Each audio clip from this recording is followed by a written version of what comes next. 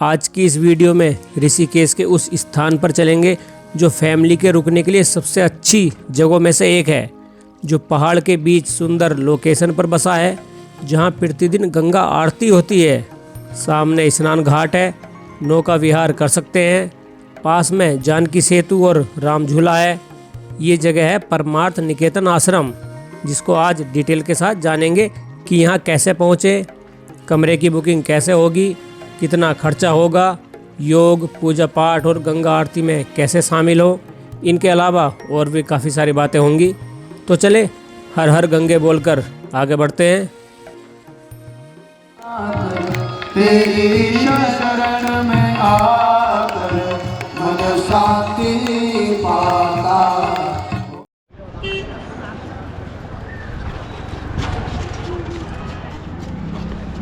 ऋषिकेश में आने के बाद परमार्थ निकेतन जाने के लिए गंगा जी को पार करना होगा। इसके लिए आश्रम के पास 2 पुल बने हैं। एक ये जानकी सेतु है, जिसके ऊपर से हम अभी गुजरेंगे, और दूसरा यहाँ से 900 मीटर आगे राम झूला है। आश्रम इन दोनों पुलों के बीच बना है। लक्ष्मण झूले की दूरी यहाँ से करीब 3 किलोमीटर और नीलकंठ महादेव मंदिर 25 किलोमीटर है। जैसे कि आप देख रहे हैं कि जानकी सेतु पर 3 लेन बने हैं। लेफ़्ट और राइट साइड वाली की जो है ना, वो 2 व्हीलर वाहनों के लिए है, मतलब वाहन आने जाने के लिए है, दोनों साइडों की ये लेन। और बीच वाली को बनाया गया है पैदल आने जाने वालों के लिए। इमरजेंसी के दौरान इन तीनों लेन को हटाकर इस पुल पर 4 व्हीलर भी गुजारे जा सकते हैं। इस पुल की कुल लंबाई शुरू से एंड तक वो 346 मीटर है और चौड़ाई करीब 4 मीटर के आसपास। ये पुल जनता के लिए नवंबर 2020 में खोला गया था। देखिए, आपको पता है कि ऋषिकेश में राम झूला और लक्ष्मण झूला है, उनके बाद ये तीसरा बड़ा सेतु है। भगवान श्री राम जी का जिक्र हो और हनुमान जी का ना आए, ऐसा कैसे हो सकता है। तो ऋषिकेश में कांच का एक पुल बन रहा है, जो होगा बजरंग सेतु, जिसको बहुत जल्दी ही जनता के लिए खोल दिया जाएगा। इस तरह ऋषिकेश में राम, लक्ष्मण और जानकी सेतु के बाद अब बन जाएगा बजरंग सेतु। पुल को पार करते ही राइट साइड वाले रास्ते में बीटल्स आश्रम जा सकते हैं। हमें लेफ़्ट की ओर मुड़ना है। ये रास्ता परमार्थ की ओर जा रहा है। साइड में खाने पीने की कुछ रेहड़ी या ठेले लगे हैं। रास्ते में आपको इस तरह के साफ सुथरे घाट देखने को मिलेंगे। यहाँ कुछ समय के लिए गंगा किनारे बैठकर ध्यान लगा सकते हैं, या चाहे तो योग भी कर सकते हैं। गंगा तट पर बैठकर जो है गंगा जी को देखना और आसपास ऐसा वातावरण बन जाता है कि बड़ा अच्छा लगता है। महिला और पुरुषों के लिए अलग अलग स्नान घाट बने हैं। गंगा जी का जल स्तर भले ही कम दिख रहा हो, लेकिन रफ्तार काफ़ी होती है, इसलिए यहाँ लगी लोहे की चैन पकड़कर ही स्नान करें।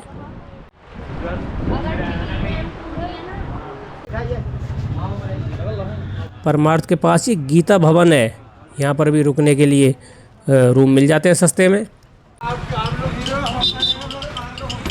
यहाँ से परमार्थ निकेतन आश्रम शुरू हो रहा है। 3 मंजिला बिल्डिंग ये दरअसल एक धर्मशाला है, जो काफ़ी एरिया में फैली है। इसमें करीब 1000 कमरे हैं। जी हाँ, 1000 रूम्स, बहुत बड़ा है ये। और आगे कुछ दूरी तक इसी का क्षेत्र चलेगा आश्रम का। ये घाट बना है जहाँ योग और अन्य क्रियाएं होती हैं। इसी में HDFC बैंक और ATM है।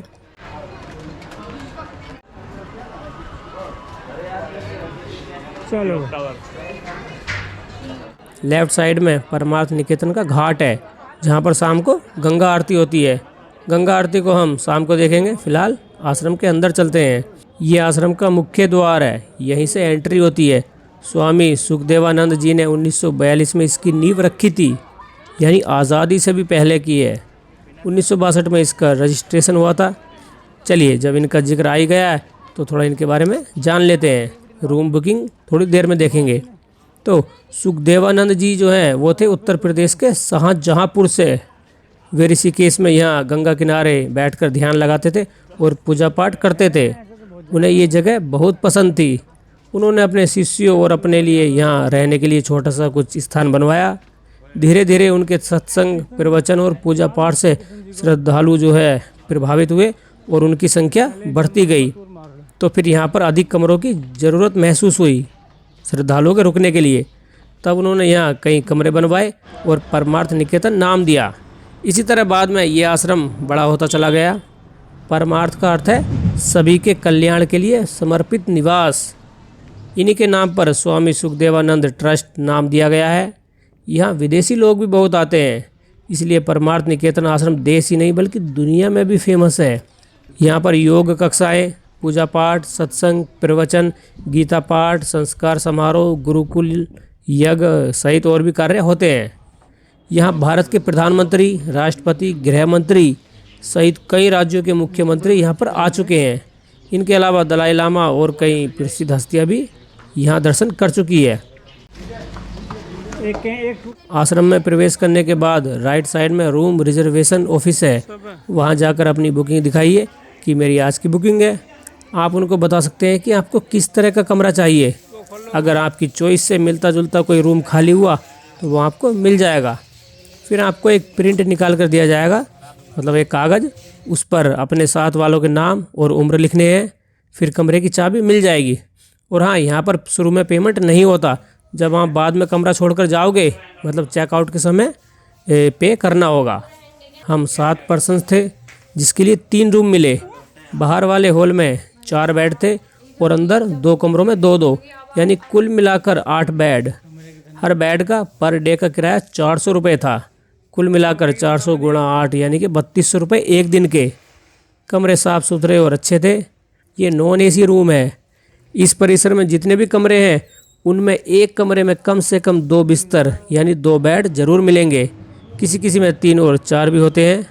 प्रति बेड अगर आप नॉन एसी का ले रहे हैं तो यहाँ मिलेगा 400 रुपये में और एसी का 500 में। तो अगर आपके कमरे में 2 बेड हैं, 2 बिस्तर लगे हैं, तो नॉन एसी का हुआ 800 और एसी वाले का 1000 रुपये। कमरों के साथ वेस्टर्न या फिर इंडियन स्टाइल में टॉयलेट अटैच मिलेंगे आपको। यहाँ अलग अलग तरह के कमरे हैं। ये सरस्वती कुटीर है, इसके आगे लक्ष्मी, बालाजी, शंकराचार्य और राम कुटीर सहित काफ़ी सारी कुटीर बनी है। मतलब हर कमरे को अलग नाम दिया गया है। परिसर की दूसरी साइड गंगा, यमुना और गोदावरी ब्लॉक हैं, उनको आगे देखेंगे। मीडिया सेंटर भी है, क्योंकि यहाँ पर जो है गंगा आरती होती है जो लाइव दिखाई जाती है। आश्रम 3 मंजिला है, ऊपर भी कमरे बने हैं।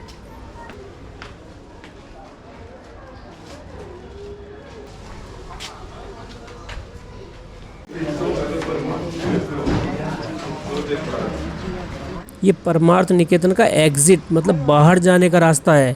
इस गेट के बाहर पार्किंग में वाहन खड़ा कर सकते हैं। ये पार्किंग आश्रम वालों की ही है।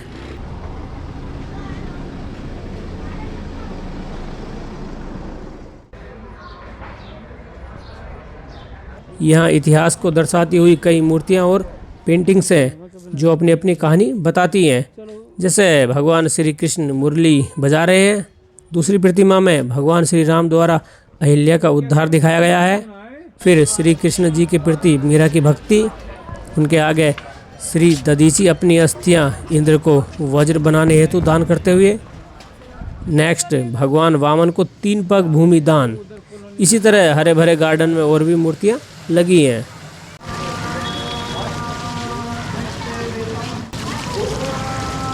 चलिए अब दूसरी साइड के कमरों को देखते हैं। कैंटीन से आगे जहाँ बड़े बड़े वृक्ष लगे हैं, पेड़ हैं बड़े बड़े, आमतौर पर उससे आगे बिना रूम बुकिंग वालों को जाने की अनुमति नहीं होती। हमारी बुकिंग है तो थोड़ी देर बाद आगे चलेंगे। यहाँ पर बच्चों के लिए गुरुकुल चलता है और पूजा पाठ यज्ञ वगैरह होते हैं इस परिसर में। गुरुकुल में बच्चों को फाउंडेशन एजुकेशन के साथ साथ संस्कृत, प्राचीन वैदिक ग्रंथ, योग, मंत्रोच्चार, शास्त्रों का पाठ, गणित और नैतिक मूल्यों सहित अच्छी शिक्षा दी जाती है, जिससे उनका चरित्र निर्माण, निष्ठा, ईमानदारी और समर्पण की भावना आ सके, मतलब वो अच्छे इंसान बन सके। यहाँ पर अनाथ और गरीब लगभग 200 बच्चे पढ़ते हैं। दिव्य शक्ति फाउंडेशन के सहयोग से यहाँ प्रकाश भारती नाम से एक फ्री चाइल्ड स्कूल संचालित होता है। यहीं पर परमार्थ योग विद्यालय में योग शिक्षा भी दी जाती है। पीपल और बरगद के ये पेड़ बहुत प्राचीन है और देखो कितने विशाल हैं, बड़े हैं। यहाँ पर इनकी पूजा होती है, जैसे कि आप देख पा रहे हैं धागे बांधे जा रहे हैं। सामने श्री गुरुदेव समाधि मंदिर है। अब इन विशाल पेड़ों के सामने बने ब्लॉक्स की ओर चलते हैं। यहाँ से लेफ्ट साइड में कावेरी, गोमती और सरस्वती ब्लॉक्स हैं और राइट साइड पर गंगा और यमुना। इन सब में काफ़ी सारे रूम्स हैं। ये सामने यमुना ब्लॉक है। यमुना ब्लॉक में विष्णु जी के अवतारों को मूर्तियों द्वारा दर्शाया गया है। जैसा यहाँ पर लिखा है कि इनमें श्री मत्स्य अवतार, श्री कुंभ अवतार, वराह अवतार, इनके आगे है ग्रीव, मोहिनी, यज्ञ पुरुष, धन्वंतरी, वामन, हंस, ध्रुव नारायण, सनद, सनंदन, सनातन, सनत, नर नारायण, क्षीर सागर, गजेंद्र मोक्ष, विठलनाथ, नृसिंह, कल्की, बुद्ध, कृष्ण, श्री राम, परशुराम, कपिल, नारद, तिरुपति बालाजी और श्री जगन्नाथ जी की प्रतिमाएं हैं। यानी कि यहाँ पर अवतारों को दिखाया गया है। यमुना ब्लॉक में ग्राउंड फ्लोर पर रूम नंबर 101 से 121 तक, फर्स्ट फ्लोर पर 201 से 241 और सेकंड फ्लोर पर 301 से 354 नंबर के कमरे हैं। यमुना ब्लॉक के लेफ्ट साइड में भगवान विष्णु और माता लक्ष्मी जी शेषनाग पर विराजमान है, जो क्षीर सागर को दर्शाती है। यमुना के साइड में गंगा ब्लॉक है, जिसमें 118 कमरे हैं। इस ब्लॉक से शायद गंगा जी का व्यू दिखता है बाहर का। तो अगर आपको व्यू देखना है, गंगा जी सामने दिखाई दे, तो गंगा ब्लॉक में ट्राई कर सकते हैं। इस ब्लॉक में हिमाद्री आयुर्वेदिक सेंटर है, जिसमें कंसल्टेशन, थेरेपी, पंचकर्मा और आयुर्वेदिक कोर्स होते हैं। थोड़ी देर में कैंटीन में चलेंगे, लेकिन उससे पहले बात कर लेते हैं कि परमार्थ निकेतन में जो है रूम की बुकिंग कैसे होती है। लेकिन उससे पहले आपको ये जानना ज़रूरी है कि यहाँ ऑफलाइन बुकिंग नहीं होती। आपको इनकी वेबसाइट पर रिक्वेस्ट फॉर्म भरना होगा। अगर रूम अवेलेबल है तो 1-2 दिन में बुकिंग कन्फर्मेशन का मेल आ जाता है। अगर कोई व्यक्ति कहता है कि मुझे रुपए दीजिए, मैं यहाँ आपको कमरा दिलवा दूँगा, तो भाई साहब ऐसा बिल्कुल भी ना करें। किसी के बहकावे में ना आए। कोई एडवांस या ऑफलाइन बुकिंग नहीं होती। एडवांस मतलब रुपए देकर आगे की डेट के लिए यहाँ पर तो पहला रुपया नहीं देना है। आपको केवल वेबसाइट पर रिक्वेस्ट डालनी है। अगर मेल आता है तभी आपकी कंफर्म होगी। उसी दिन आप वहाँ पर पहुँच जाइए। पहले होती थी ऑफलाइन बुकिंग, जाकर आप करा सकते थे, लेकिन उसमें काफ़ी फ्रॉड होने लगा। कुछ लोग कहने लगे कि हम आपकी बुकिंग करवा देंगे, हमें पैसे दे दो। तो इस तरह काफ़ी गड़बड़ था। इसलिए ये सिर्फ अब ऑनलाइन होती है। संदिग्ध व्हाट्सएप मैसेज, कॉल या ईमेल से सावधान रहे। केवल ऑफिशियल वेबसाइट से आने वाली मेल को ही माने। चलो अब ऑनलाइन रिक्वेस्ट का फॉर्म भरते हैं। इसके लिए गूगल करना होगा। अब हम देखते हैं कि परमार्थ निकेतन आश्रम की ऑनलाइन बुकिंग कैसे करें। ठीक है, तो इसके लिए हमें लिखना पड़ेगा गूगल में parmarth.org। इस वेबसाइट पर हम जाएंगे और वेबसाइट के होम पेज पर इस पर हम क्लिक करेंगे। हमारे सामने वेबसाइट खुल चुकी parmarth.org। ठीक है, अब इसमें रिजर्वेशन वाला टैब है, इस पर क्लिक करेंगे। इसके बाद नीचे की तरफ जैसे आप आएंगे तो यहाँ जनरल रिजर्वेशन के लिए फॉर्म खुल जाएगा। देखिए इनका ऑफिस जो है सुबह 8 बजे से शाम के 8 बजे तक खुलता है। जो बुकिंग वाला ऑफिस है, जहाँ पर आप जाकर बताओगे कि हमारी बुकिंग है, हमें रूम दो। ठीक है, आप रिक्वेस्ट करोगे तो सुबह 8 से शाम के 9 बजे तक। तो आपको जो है इसी बीच पहुंचना है। देखिए यहाँ पर आश्रम की कुछ गाइडलाइन लिखी हुई है, जिसके बारे में हम आगे बात करेंगे। और यहाँ पर बुकिंग जो है 4 तरह की होती हैं और एक नीचे 5 तरह की। मतलब अगर आप कोई ट्रैवल एजेंट हैं और अगर आपको अपने क्लाइंट के लिए बुक करना है तो आपको इस पर जाकर क्लिक करना होगा। इस पर क्या होगा, तो आपके क्लाइंट की आपको यहाँ पर डिटेल डालनी होगी और ये 15 दिन पहले करना होगा। जिस तारीख को आपके क्लाइंट आ रहे हैं कस्टमर, तो 15 दिन पहले ये बुकिंग आपको देनी होगी यहाँ पर। तो यहाँ पर जैसे जनरल रिजर्वेशन होता है वैसे ही कुछ है, लेकिन यहाँ पर ट्रैवल एजेंट नेम आएगा और टूर ट्रैवल की कंपनी का नाम, इसके साथ साथ ट्रैवल एजेंट की ईमेल और फिर कंपनी की वेबसाइट। बाकी ये सेम सामान्य रिजर्वेशन की तरह होता है। ठीक है। दूसरा रिजर्वेशन यहाँ पर होता है ग्रुप रिट्रीट्स के लिए, यानी कि अगर आप 20 या उससे ज़्यादा हैं तो यहाँ पर अगर आपको कथा करानी है, सत्संग या कोई प्रोग्राम कराना कार्यक्रम, तो इस पर आपकी बुकिंग हो जाएगी। इसके लिए आपको कम से कम 30 दिन पहले ये बुकिंग करनी है और आपको ग्रुप लीडर का नाम डालना होगा। और सत्संग या गैदरिंग के लिए आपको हॉल भी बुक करना है या नहीं, इसकी भी डिटेल यहाँ पर देनी होगी। अगला रिजर्वेशन होता है योगा कोर्स के लिए। अगर आपको कोई योगा कोर्स करना है तो उसके लिए यहाँ पर बुकिंग करनी होगी। इसके लिए क्या है, देखिए इनका जो है कैलेंडर होता है एक, और वहाँ पर कोर्स और रिट्रीट कब उपलब्ध हैं उनकी जानकारी यहाँ पर लिखी होती है, तो उसको देखकर बुकिंग कर सकते हैं। जैसे Diwali celebrations, foundation yoga, Ganga yoga, Gita Jayanti, Navratri, new year आदि के लिए यहाँ पर बुकिंग हो जाती है। ठीक है। और अगर आपको योगा टीचर के लिए भी यहाँ पर ये कोर्स उपलब्ध है। इसके बाद आता है संस्कार सेरेमनी। ठीक है। अगर आपको कोई संस्कार समारोह कराना है, जैसे कि बच्चे का मुंडन या फिर कोई विशेष पूजा, अस्थि विसर्जन, विवाह या यज्ञ वगैरह कराना है, तो यहाँ पर उसकी डिटेल देनी होगी। तो इस तरह के रिजर्वेशन आपको मिल जाएंगे। लेकिन हम चाहते हैं कि सामान्य हो हमारा, मतलब जनरल बुकिंग हो, होटल में हम ठहरें कुछ दिन के लिए, 2-4 दिन या जितना भी हमारे पास समय है, तो उसके लिए जनरल रिजर्वेशन करना होगा। ठीक है। यहाँ पर आपका फर्स्ट नेम, लास्ट नेम, उसके बाद पूरा एड्रेस डाल दीजिए, फिर है मोबाइल नंबर, उसके बाद ईमेल एड्रेस, फिर है आईडी नंबर में अगर आप भारतीय हैं तो आपको पैन या फिर आधार कार्ड देना होगा, और अगर विदेशी हैं तो भैया लगेगा आपका पासपोर्ट। और अगर आप प्रोफेशन मतलब क्या व्यवसाय है आपका, इसके ऊपर स्टार नहीं लगा, इसलिए चाहे तो इसको खाली भी छोड़ सकते हैं। इसके बाद डेट ऑफ अराइवल, यानी कि आप कब आ रहे हैं, आप कौन सी तारीख को यहाँ पर रुकना चाहते हैं और किस टाइम आपका यहाँ पर आने का क्या समय होगा। इसके नीचे है डेट ऑफ डिपार्चर रिक्वेस्टेड, मतलब आप यहाँ से कब जाना चाहते हैं। ठीक है। यहाँ पर डेट आ जाएगी। फिर है number of people in your party, मतलब आप कितने व्यक्ति हो, 1 से 100 तक यहाँ पर डाल सकते हैं।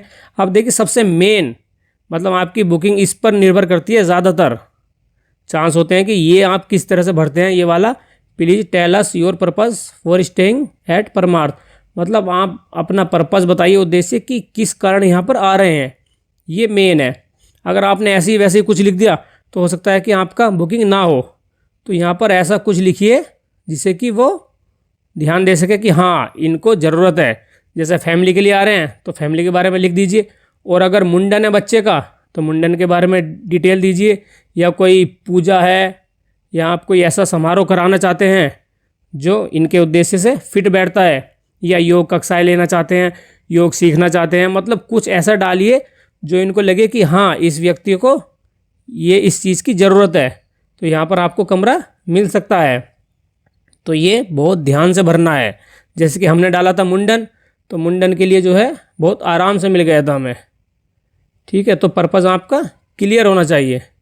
फिर आपको डालना है इमरजेंसी कॉन्टैक्ट नेम, भगवान ना करें आपको कुछ हो जाए तो उस केस में कौन व्यक्ति होगा जिससे कि ये आश्रम वाले संपर्क कर सकें, उनका यहाँ पर नाम डाल दीजिए, कॉन्टैक्ट नंबर और ईमेल आईडी। ठीक है। इमरजेंसी के लिए ये काम आएगा। और उनका जिनका नाम आप डाल रहे हैं इमरजेंसी में, उनका क्या रिश्ता है आपसे, जैसे मदर, फादर, वाइफ वगैरह कुछ भी यहाँ पर डाल दीजिए। फिर अगर आप इस बॉक्स को चेक करेंगे तो यहाँ पर ये इनकी जो न्यूज़ होती है या जो भी कुछ कोर्स कराए जाते हैं उनकी जानकारी आपको ईमेल पर मिलती रहती है कि इस समय परमार्थ में क्या चल रहा है, सत्संग वगैरह, गीता पाठ या कुछ भी, सब यहाँ पर डिटेल आपको ईमेल पर आती रहेगी। फिर इसके बाद यहाँ पर चेक होगा कि हम आपकी पॉलिसी से जो है सहमत हैं। ठीक है। इसके बाद कैप्चा भरकर कर दीजिए सबमिट। देखिए ये रिक्वेस्ट हमने कर दी कि हमें जो है उस तारीख का अगर खाली है तो रूम दिया जाए, लेकिन इसका मतलब ये नहीं कि आपका रूम बुक हो गया। ये जो है रिक्वेस्ट आपकी जाएगी परमार्थ वालों पर, वहाँ का जो ऑफिस है वहाँ पर जाएगी, वो देखेंगे कि आपकी डेट के हिसाब से और ज़रूरत के हिसाब से कोई रूम खाली है या नहीं। अगर खाली हुआ तो आपको 1-2 दिन में मेल द्वारा पता चल जाएगा कि आपकी रूम बुकिंग हो गई, और अगर खाली नहीं हुआ तो फिर भैया आपको मेल द्वारा ही सूचित होगा कि ये रूम नहीं मिल सकता, इस तारीख को सब भरे हुए हैं। मैं आपको दिखा देता हूँ कि अगर आपका रूम बुक हो जाता है तो किस तरह की मेल आती है। तो यहाँ पर आपका नाम लिखा होगा, उसके नीचे डेट कि आप कब से कब तक ठहर सकते हैं। इसके नीचे व्यक्तियों की संख्या होगी कि आप कितने पर्सन हैं, और यहाँ पर लिखा है कि आपको कोई ज़रूरत नहीं है प्रेफरेंस देने की कि हमें कैसा रूम चाहिए। ये आप बता सकते हैं चेक इन के समय, मतलब उनके काउंटर पर। और देखिए ये पहले आओ पहले पाओ के सिद्धांत पर काम करते हैं। मतलब अपने जहां आपको रुकना है यहाँ पर उस तारीख से जितना पहले हो सके, 1 महीना 2 महीना पहले, उतना जल्दी बुक कर लीजिए। पहले आओ पहले पाओ। ठीक है, इसके नीचे कुछ और डिटेल है, उसको थोड़ा सा जल्दी से देख लेते हैं। आश्रम में डेली एक्टिविटी होती है कुछ, उनकी जानकारी लिखी है। जैसे सुबह 5 बजे से 6 बजे तक होगी प्रार्थना, मॉर्निंग प्रेयर। उसके बाद 6 से 7 बजे तक मॉर्निंग आसन क्लास। फिर है 8 से 8:20 तक जो है यज्ञ पूजा होगी, पवित्र यज्ञ पूजा। फिर है सुबह 9:30 से 10 बजे तक गीता पाठ और प्रवचन।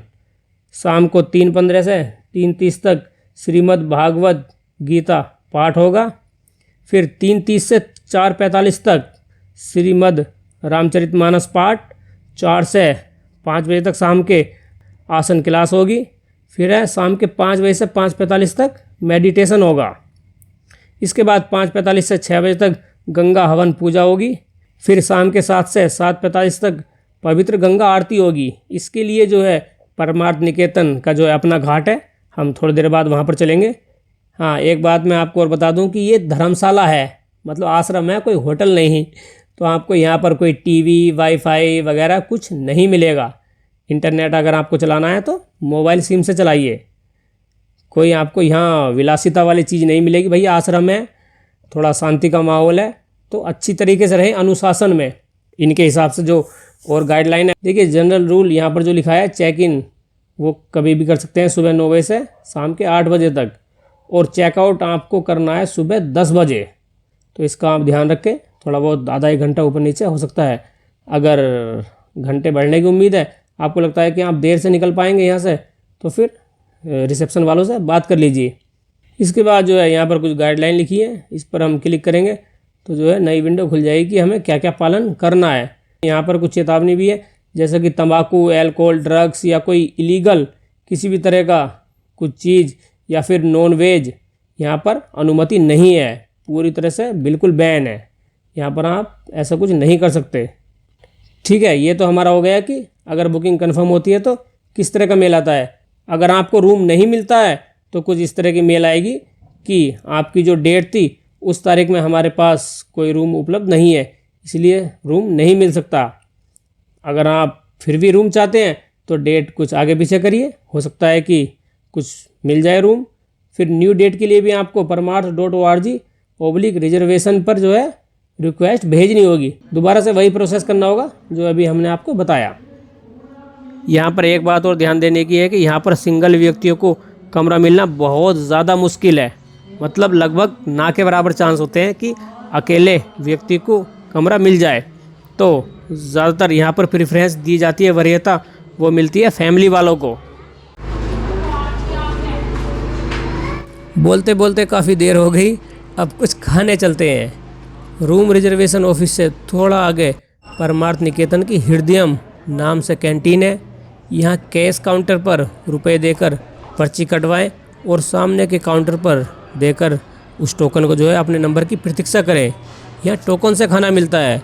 अगर भीड़ कम हो तो डायरेक्ट भी ले सकते हैं। सामने C1 और C2 पर टोकन नंबर शो होते हैं कि आपका कौन सा नंबर है, उस पर्ची पर लिखा होगा, और जब वो डिस्प्ले पे मैच होगा तब आप वहाँ पहुँच जाइए। यहाँ सात्विक खाना शुद्ध शाकाहारी मिलता है। सुबह 6:30 से रात 11 बजे तक फूड अवेलेबल है। ब्रेकफास्ट का टाइम सुबह 8 से 10:30 तक, लंच 12:15 से 3:15 तक, डिनर 6:45 से 9:45 तक। थोड़ी बहुत टाइमिंग इधर उधर हो सकती है, पर यह है कि हर वक्त आपको यहाँ कुछ ना कुछ खाने को ज़रूर मिल जाएगा। खाने के बहुत सारे आइटम है। नॉर्मल सात्विक थाली 100 रुपये में, खाने में मीठे के कई सारे ऑप्शन है। और अगर आपको कुछ मीठा खाना है तो यहाँ काउंटर पर उसका पेमेंट हो जाता है, दूसरे वाले काउंटर पर जाने की ज़रूरत नहीं है। कुछ लोगों की शिकायत थी कि 100 रुपये वाली थाली में पूरा पेट नहीं भरता। सब्जी दाल चावल के साथ सिर्फ 2 रोटियां दी जाती हैं, जिससे थोड़ी बहुत भूख बाकी रह जाती है। मतलब पूरी तरह से संतुष्ट नहीं होते। भरपेट खाना में थोड़ी बहुत कमी रह जाती है। खाने की कुछ अन्य चीज़ों के रेट भी यहाँ पर थोड़े ज़्यादा हैं। वैसे इसी तरह के खाने के प्राइस बाहर अगर आप होटल या किसी रेस्टोरेंट में खाते हैं तो वो इससे बहुत ज़्यादा होंगे। मतलब बाहर महंगाई है, यहाँ पर फिर भी थोड़े रेट कम है। लेकिन अगर हम आश्रम के रूप में देखें कि ये धर्मशाला है या फिर आश्रम है परमार्थ निकेतन का, तो उस हिसाब से अगर रेट देखें तो कह सकते हैं कि यहाँ रेट थोड़े से ज़्यादा हैं। ये कम होने चाहिए, क्योंकि आप एक आश्रम चला रहे हैं, एक धर्मशाला, तो इतना रेट जो है थोड़ा जस्टिफाई मतलब नहीं होता। थोड़े से अगर कम हो जाए तो ज़्यादा अच्छा है। जब आप यहाँ जाओगे तो काफ़ी लंबी लिस्ट देखोगे जहाँ पर कुछ चीज़ों के रेट काफ़ी हाई हैं। एक बात और, अगर किसी को खाना यहाँ पर अच्छा लगता है तो वो कैश काउंटर पर लगी बेल को रिंग करता है, मतलब घंटी बजाता है। उसके बाद कैंटीन में काम करने वाले सभी लोग एक साथ ताली बजाते हैं। कुछ समय के लिए तो ये ठीक है कि चलो खाना अच्छा लगा तो इन लोगों की प्रशंसा की जा रही है, मतलब तारीफ़ हो रही है। लेकिन जब आप एक दिन में 3 से 4 बार यहाँ कैंटीन में आते हो चाय पीने या किसी भी काम से खाना खाने, तब मिनटों में घंटी और ताली बजती रहती है। मतलब कुछ देर के अंतराल से ही आपको लगातार ताली बजती हुई मिल जाएगी, कुछ देरी से। तो कुछ समय के बाद ये इरिटेट करने लगता है, मतलब शोर होता है और जो है सेम चीज़ बार बार होने से अजीब सा लगता है, ऐसा कई लोगों ने कहा। मित्रों, मैं यहाँ कोई बुराई या आलोचना नहीं कर रहा, हर किसी का व्यू अलग हो सकता है। कुछ लोगों ने ऐसा कहा इसलिए मैंने जिक्र कर दिया। ये एक फीडबैक के रूप में भी चाहे तो ले सकते हैं, लेकिन कौन सुनेगा, कोई बात नहीं। अभी तो आपको दूर से बैठे हुए ये कोई समस्या नहीं लग रही होगी, लेकिन जब आप यहाँ पर काउंटर से पर्ची कटवाओगे और टोकन दोगे, फिर आपको इंतज़ार भी करना पड़ेगा और फिर खाना आएगा तो खाओगे भी। तो इसमें करीब अगर आधा घंटा भी लग गया ना, तो भाई साहब इतनी तालियाँ आपको बजती हुई सुनाई देंगी, आप देखोगे। और कान को जो है बार बार एक ही ध्वनि अगर सुनाई दे तो वो कुछ समय बाद जो है इरिटेट करने लगती है। खैर, ये तो अलग बात है, आप अपना नज़रिया बता सकते हैं। देखिए, मैं परमार्थ निकेतन आश्रम का पूरा मान सम्मान करता हूँ, ये बहुत अच्छा काम कर रहे हैं, लेकिन थोड़ा लगा तो मैंने बता दिया। चलो अब परमार्थ निकेतन आश्रम एंट्री गेट के सामने बने गंगा घाट पर चलते हैं, जहाँ पर आरती की तैयारियाँ हो रही हैं। ये भी इसी आश्रम का क्षेत्र है। चप्पल उतारकर आगे जाते हैं। अगर आपको आरती में आगे बैठना है या ऐसी जगह चाहते हैं जहाँ से गंगा आरती बिल्कुल सही से दिखाई दे, तो आरती शुरू होने से कम 1 घंटा पहले आकर अपनी जगह सुनिश्चित कर लें। बाद में बहुत ज़्यादा श्रद्धालु आ जाते हैं, जिससे सही से नहीं दिख पाता। आश्रम के आध्यात्मिक गुरुजी और अध्यक्ष स्वामी चिदानंद सरस्वती जी महाराज हैं। ये 1986 से इस आश्रम के प्रेसिडेंट हैं। एक साध्वी जिनका नाम भगवती सरस्वती जी हैं, वे भी यहाँ प्रवचन, ध्यान और पूजा पाठ आदि का नेतृत्व करती हैं। यहाँ पर हर वर्ष इंटरनेशनल योग फेस्टिवल भी होता है।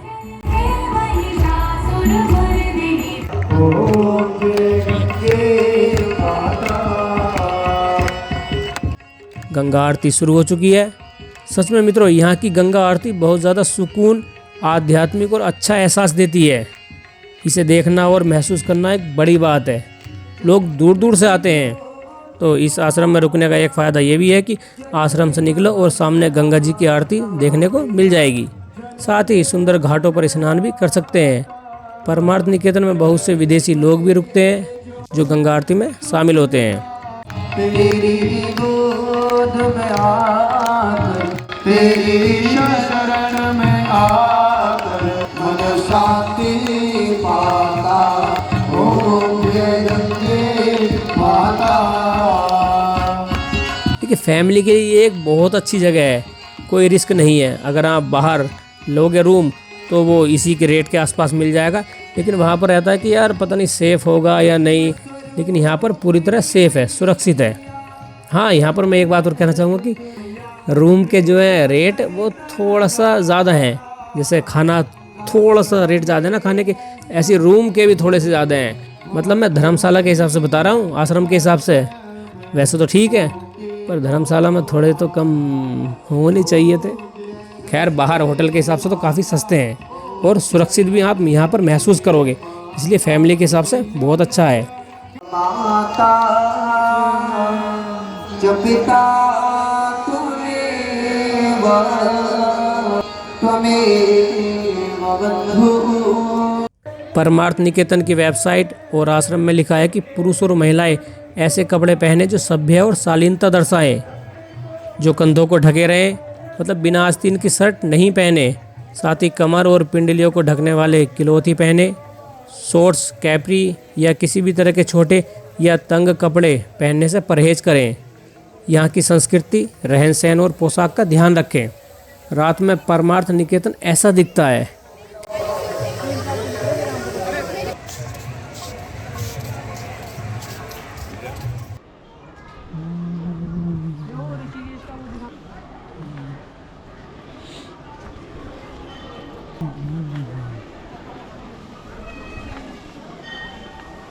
अगली सुबह हम गंगा घाट पर स्नान करने के लिए आश्रम से बाहर गए। परमार्थ निकेतन के पास ही गीता भवन है। ये भी इसी तरह की एक धर्मशाला या कहें कि आश्रम है। यहाँ भी सस्ते में रहने की सुविधा है।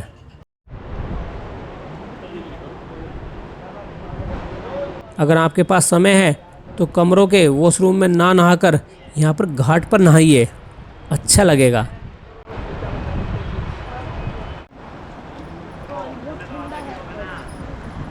स्नान के बाद हम कमरे में गए और कैंटीन में खाना खाकर बाहर गली में घूमने लगे कि देखते हैं कि यहाँ पर क्या क्या है आसपास।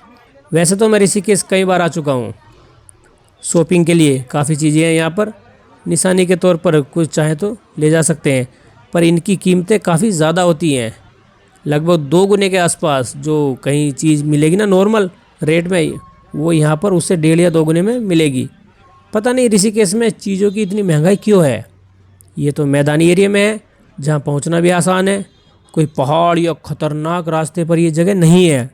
हाँ, एक बार हम मान लेते हैं कि गंगोत्री, यमुनोत्री, केदारनाथ और बद्रीनाथ का तो चलो समझ आता है कि वो बहुत दूर है, वहाँ जाने का रास्ता खतरनाक और रिस्की है, इसलिए जाते जाते चीज़ें वहाँ पर महंगी हो जाती है। पर ऋषिकेश में तो ऐसा कुछ नहीं है यार, जाना भी आसान है और मैदानी एरिया में भी है। पता नहीं महंगाई क्यों है।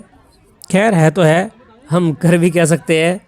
शायद अंग्रेज़ों की वजह से, मतलब विदेशियों की वजह से चीज़ों की कीमतें यहाँ पर बढ़ गई हों, या फिर कुछ और भी कारण हो सकता है, पता नहीं। आगे गीता प्रेस गोरखपुर की बुक शॉप है। गीता प्रेस बहुत पुराना है। इसकी स्थापना 29 अप्रैल 1923 को गोरखपुर में हुई थी। आज ये पूरे भारत में है।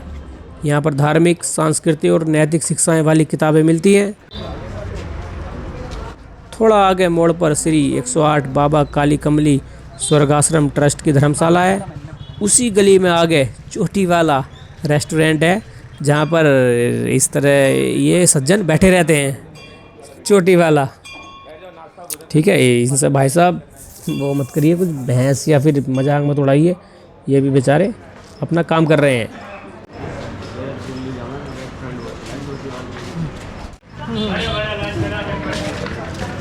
चोटी वाला से वापस चलते हैं, हमें जाना है राम झूला। तो परमार्थ से करीब 1 किलोमीटर आगे राम झूला है, ये सामने। हम जानकी सेतु से आए थे। आप चाहे तो यहाँ राम झूला से भी परमार्थ पहुँच सकते हैं। यहाँ से करीब 1.5-2 किलोमीटर आगे लक्ष्मण झूला है। इन पुलों को पार करके आप मेन रोड पर जा सकते हैं, यानी गंगा पार करनी है अगर आपको रोड पर जाना है, जहाँ से हरिद्वार या अन्य जगहों पर जा सकते हैं।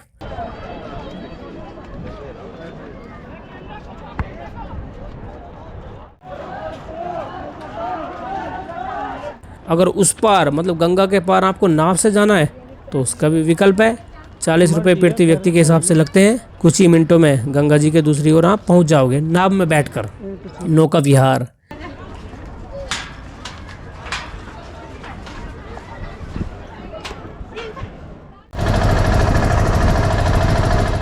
तो मित्रों, ये थी अपनी आज की वीडियो। अगली वीडियो में ऋषिकेश से हरिद्वार की ओर चलेंगे।